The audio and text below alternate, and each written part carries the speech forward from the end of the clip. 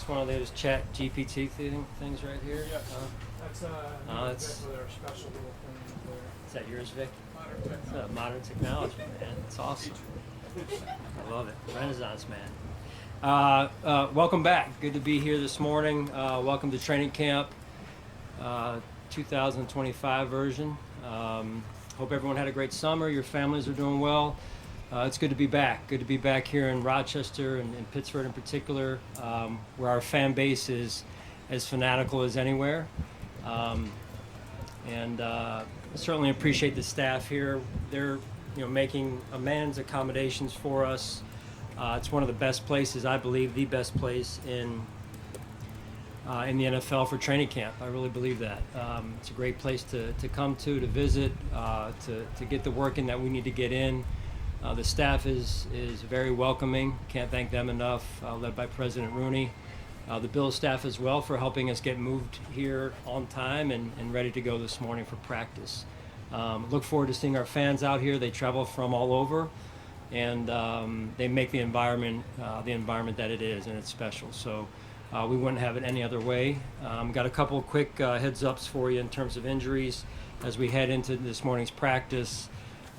These four will not practice. Dawson Knox with a hamstring, Sid Van Pran has a calf, Spencer Brown with his back, and then Laviska Chenault with a lower leg strain. So I'm not going to get into timetables, don't really know too much in that area right now. We'll find out a little bit more as we go one day at a time with those four.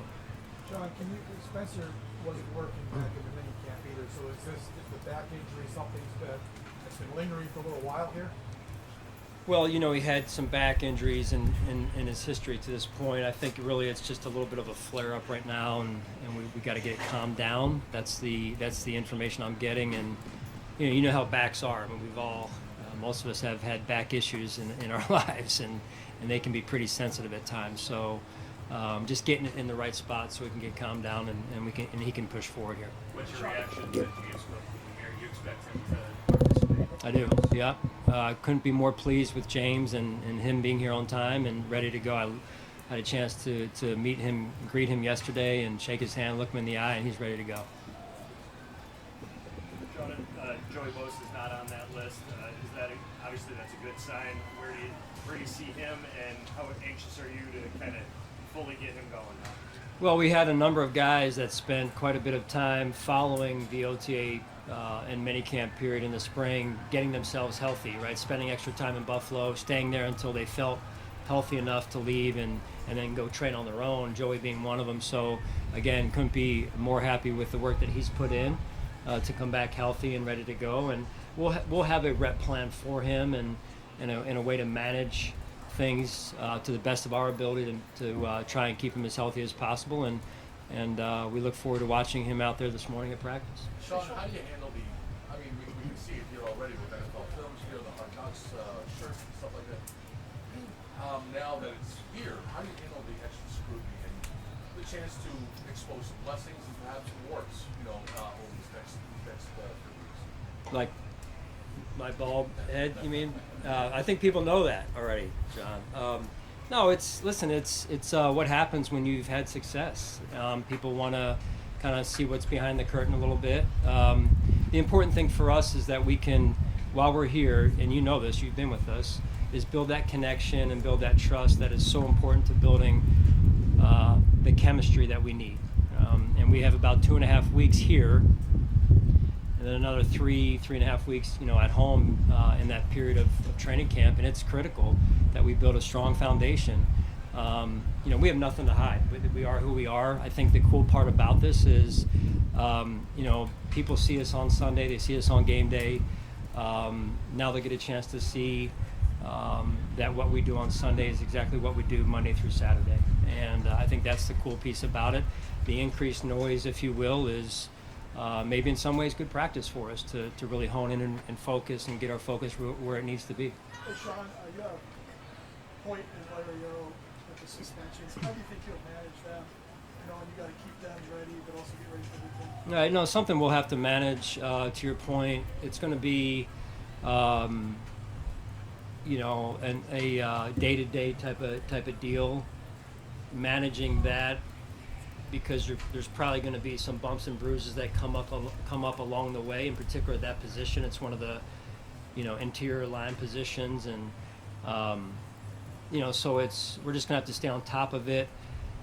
If healthy enough, we'll be able to execute the plan that we have at the right time. If we're not healthy enough at the position, we'll have to adjust. So, I mean, I think the key here is we're going to be challenged depth-wise early in the season because of that at this point alone, and you know, we got to get our young guys ready to go, and we got to get them settled in as quickly as possible here. Sean, you've had messages to the team, like in some years, playoff caliber, whatever it is.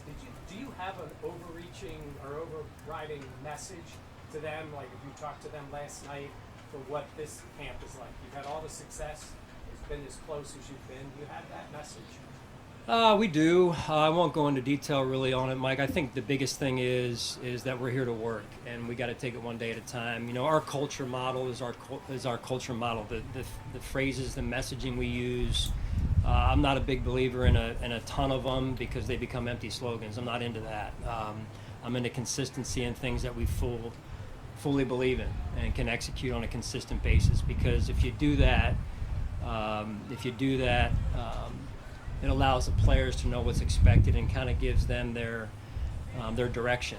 And with that, you know, with great clarity comes the ability to go let it rip on the field. And I think that's a big piece of, to your point, of establishing that here, because, you know, let's say a third roughly every year this year, probably maybe a little bit more, maybe a little bit less, is our new players that are new to the Buffalo Bills and how we do things. Sean, what do you want to see from Max Harrison in the training camp? I know he got banged up a little bit. Yeah. But what do you want to see specifically from him? Well, starting this morning, all of us, all of our players, coaches included, that we come out, we're not going to dip our toe in, we're ready to go and compete at a high level. And so, you know, with the injury that he suffered, he lost some time on the field, some reps, valuable reps, and he was another one that stayed around Buffalo for the majority of the time and got himself ready to go for this morning. So we'll be smart with him as he gets started here because of the hamstring. But the biggest thing is that he gets going and gets settled into the defensive system and plays fast. I mean, there's going to be some mistakes. These are young players, and you know, that's an important piece of it. You can't be going out there afraid to make a mistake. You got to go for it, and we'll make the corrections, you know, in the meeting after. Sean, another guy not on the PUP list is Cole Bishop. He did miss some time in the spring. What have you seen from him, health-wise and football-wise? Same. I guess I'm going to press play again on this. It's you know, he stayed in Buffalo for the majority of the time, got himself healthy, and looks ready to go. I mean, he knows the challenge that's in front of him. He's expected to step in and do a great job for us. And Cole's a great young man, very conscientious, works extremely hard. I think now it's about getting on the field and getting reps and learning through those reps. You mentioned that your depth of the D-line will be challenged early in the season. How does that impact how you handle those rookies in terms of their reps and the situations you put them in? Well, it's important. You know, I mentioned to him last night, it's you know, we're here to work. We're here to keep the main thing. That was said to the whole team, in particular the rookies. You know, listen, there's nerves. These are pro football players, but I can tell you there's nerves. There's some anxiousness in that meeting this morning, and then when they take that field, the biggest thing they got to know is they have what it takes. If you don't believe that, it's never going to work. And so that belief in oneself, that knowing that you have what it takes, is the start. And you got to be consistent with it. And so we as coaches have to help in that regard. And yes, bringing them on, onboarding them the right way. It's not going to be easy. It's a combination of love and truth. But the sooner they get comfortable, the sooner we see them become the best versions of themselves, and the sooner they add to our football team. Dion Walker limited role? I'm sorry? Dion Walker's a limited role? You asked about Dion as well? Yeah. Dion is not limited. He is off the rep management that he was on in the spring. He feels great. You know, the back is the back. From what I'm told, it's you know, when you hit in particular, it's going to take some impact there. So we'll see how he and we can manage that as we move forward through those days. Sean, you obviously had a very successful offense last year. You guys added a couple of veteran receivers, and and Palmer and Moore. Can you talk about the skill sets and the things, the dimensions you think they might add to your offense this year? Well, you mentioned Palmer and Or Elijah Moore? yeah, Elijah. I mean, those are two good players, quality players that have been around the league a little bit, and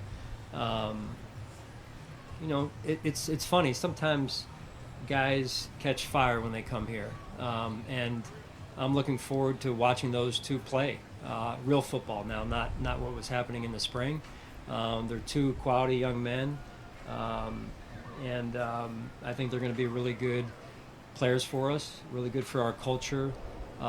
They each bring a little bit of a different personality to the team, to the table, and the mix, and that's good for us as well. Say two more, please. Hey, Sean, a little off topic. Mark Levy turns 100 here in the next couple weeks. He said that you don't need his advice. I'll take any advice he wants to give me. How much have you appreciated his counsel? It's been huge. I mean, he's a legend in the NFL overall, number one, but in particular in Buffalo.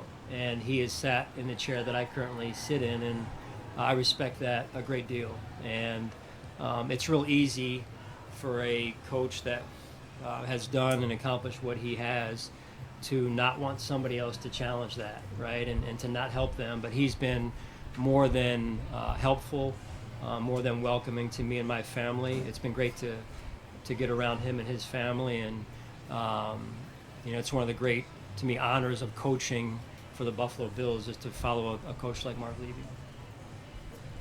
Everybody good? All right, thank you. Have a great day. Thank you.